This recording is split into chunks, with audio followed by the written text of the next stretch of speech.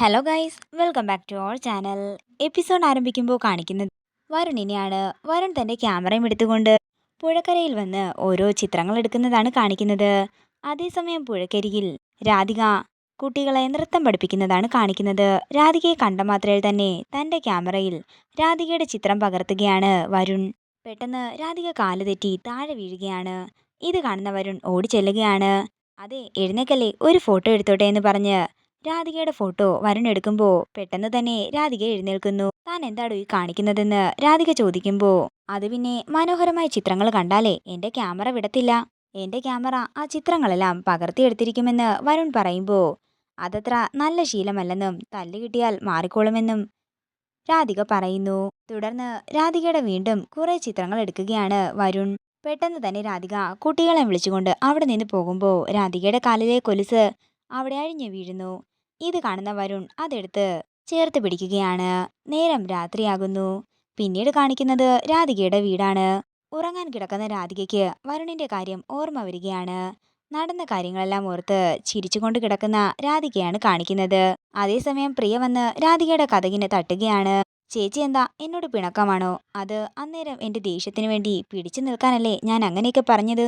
അപ്പോ നിന്റെ മുന്നിൽ നിൽക്കുന്നവന്റെ അവസ്ഥ എന്താ പ്രിയേ നീ മനസ്സിലാക്കാത്തത്? ചേച്ചി എന്നോട് ക്ഷമിക്കണം. എന്റെ എല്ലാ കള്ളത്തരത്തിനും കൂട്ടുനിൽക്കുന്നത് ചേച്ചിയല്ലേ. ചേച്ചി ഇല്ലാതെ ഒരു നിമിഷം എനിക്ക് പറ്റില്ല. ചേച്ചി എന്നോട് ക്ഷമിക്കണമെന്നൊക്കെ പ്രിയ പറയുമ്പോൾ ശരിയെന്ന് രാധിക പറയുന്നു. പിന്നെ ചേച്ചി എനിക്കൊരു ഉപകാരം കൂടി ചെയ്യണം. നിനക്ക് എന്തുപകാരം ചെയ്താലും അതെനിക്ക് ഉപദ്രവമായിട്ടാ മാറാറ് എന്ന് രാധിക പറയുമ്പോൾ പ്രിയ പറയുകയാണ്, കഷ്ടമുണ്ട് ചേച്ചി. ഞാൻ കഴിഞ്ഞ ദിവസം ഒരു ഓഡിഷന് പോയില്ലേ, അവർ നാളെ നമ്മുടെ ലാൻഡ് ഫോണിലേക്കായിരിക്കും വിളിക്കുന്നത്. ചേച്ചി അതുകൊണ്ട് ഫോണിൻ്റെ അടുത്തുനിന്ന് മാറരുത്. അവരെന്താ പറയുന്നതെന്ന് ക്ലാസ് കഴിഞ്ഞ് വരുമ്പോൾ എനിക്ക് പറഞ്ഞു തന്നാൽ മതി. ഇത് കേൾക്കുന്ന രാധിക അതിന് സമ്മതിക്കുകയാണ്. അപ്പോഴാണ് തൻ്റെ കാലിലെ കൊലുസ് കാണുന്നില്ലെന്ന് രാധിക മനസ്സിലാക്കുന്നത്. അത് എൻ്റെ കൊലുസ് കാണുന്നില്ലെന്ന് രാധിക പറയുമ്പോൾ, വെള്ളി കൊലുസല്ലേ, പോകുന്നെങ്കിൽ പോകട്ടെ എന്ന് പ്രിയ പറയുന്നു. എന്നാലും എൻ്റെ കൊലുസ് എവിടെ പോയി കാണുമെന്ന് രാധിക ആലോചിക്കുന്നു. അതേസമയം രാധികയുടെ കൊലുസ് കയ്യിൽ പിടിച്ചുകൊണ്ട് രാധികയെക്കുറിച്ച് ഓർക്കുകയാണ് വരുൺ. പെട്ടെന്ന് ബിജു അങ്ങോട്ടേക്ക് വരുമ്പോൾ വരുൺ പറയുകയാണ്, എടാ ഞാൻ നിന്നോട് പറഞ്ഞില്ലേ എൻ്റെ ഡ്രീം ഗേളിനെ ഞാൻ കണ്ടെന്ന്. ഞാൻ നിനക്ക് കാണിച്ചു തരാം, എൻ്റെ അടുത്തേക്ക് വാ. അങ്ങനെ വരുൺ തൻ്റെ ലാപ്ടോപ്പിൽ രാധികയുടെ ചിത്രങ്ങൾ കാണിക്കുന്നുണ്ടെങ്കിലും എല്ലാം മുഖം പൊത്തിയ ചിത്രങ്ങളായിരുന്നു. എന്താടാ ഇത്, ഒരുമാതിരി ചില ഫോട്ടോഗ്രാഫർ എടുത്തു വെക്കുന്നത് പോലെ ഉണ്ടല്ലോ. നാളെ ഞാൻ നിനക്ക് നേരിട്ട് കാണിച്ചു തരാം. നാളെ എന്താണെങ്കിലും അവള് പുഴക്കടവിൽ വരും, നമുക്ക് അങ്ങോട്ടേക്ക് പോകാമെന്ന് വരുൺ പറയുന്നു. നേരം പുലർച്ചെയാകുന്നു. പിന്നീട് കാണിക്കുന്നത് ലാൻഡ് ഫോണിന്റെ അടുത്തിരിക്കുന്ന രാധികയാണ്. പെട്ടെന്നൊരു കോള് വരുമ്പോൾ രാധിക ദേവനോട് ഞാൻ എടുത്തോളാം എന്ന് പറയുന്നു. എന്നാൽ അത് ദേവനാരായണനുള്ള കോളായിരുന്നു. അമ്പലത്തിന്റെ വാതിൽക്കൽ ഒരാൾ വന്ന് നിൽക്കുകയാണെന്നും അതുകൊണ്ട് അത്യാവശ്യമായി ഈ പൈസ നീ അവിടെ കൊണ്ട് കൊടുക്കണമെന്നും ദേവനാരായണൻ പറയുമ്പോൾ, അതച്ചാ കുറച്ചു കഴിഞ്ഞ് പോയാൽ മതിയോ എന്ന് രാധിക ചോദിക്കുന്നു. ഇത് കേട്ടുകൊണ്ടുവരുന്ന മുത്തശ്ശി പറയുകയാണ്, അതെന്താ നിനക്ക് പോയാല്? ഒരു കാര്യവും പറഞ്ഞാൽ നീ കേൾക്കരുത്.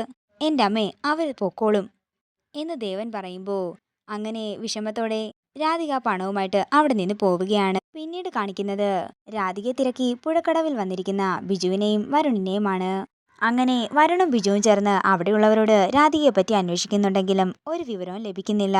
എടാ, അവൾ അമ്പലത്തിൽ കാണും, നമുക്ക് അങ്ങോട്ടേക്ക് പോകാമെന്ന് പറഞ്ഞ് വരുൺ ബിജുവിനെയും കൊണ്ട് ക്ഷേത്രത്തിലേക്ക് പോകുന്നു. പിന്നീട് കാണിക്കുന്നത് ദേവനാരായണന്റെ വീടാണ്. ഓഡിഷന്റെ സ്ഥലത്ത് നിന്നും മാനേജർ ദേവനാരായണന്റെ വീട്ടിലേക്ക് വിളിക്കുന്നു. പ്രിയങ്ക അടുത്ത പടത്തിലേക്ക് സെലക്ട് ആയിട്ടുണ്ടെന്ന് മാനേജർ പറയുമ്പോൾ ഇത് കേട്ട് ഞെട്ടലോടെ നിൽക്കുകയാണ് ദേവനാരായണൻ. തുടർന്ന് യശോദയെ വിളിച്ച് ഈ കാര്യത്തെപ്പറ്റി ചോദിക്കുമ്പോൾ എനിക്കൊന്നും അറിയില്ലെന്ന് യശോദ പറയുന്നു. എൻ്റെ മോളെ വഴിതെറ്റിച്ചത് ആ രാധിക തന്നെ ആയിരിക്കുമെന്ന് മുത്തശ്ശി പറയുമ്പോൾ രാധികയുടെ പ്രിയങ്കയുടെ സ്വഭാവം എനിക്ക് നന്നായി തന്നെ അറിയാമെന്ന് ദേവനാരായണൻ പറയുന്നു. പിന്നീട് കാണിക്കുന്നത് വരുൺ രാധികയും തേടി ക്ഷേത്രത്തിലേക്ക് പോകുന്നതാണ്. അതേസമയം ക്ഷേത്രത്തിൽ നിന്നും തിരികെ വരികയായിരുന്നു രാധിക. ഇതോടുകൂടി ഇന്നത്തെ എപ്പിസോഡ് ഇവിടെ തീരുകയാണ്. വീഡിയോ ഇഷ്ടമായെങ്കിൽ മറക്കാതെ ലൈക്ക് ചെയ്യുക, ഷെയർ ചെയ്യുക, കമൻറ്റ് ചെയ്യുക. കൂടുതൽ സീരിയൽ അപ്ഡേറ്റ്സിനായി മറക്കാതെ സബ്സ്ക്രൈബ് ചെയ്യുക.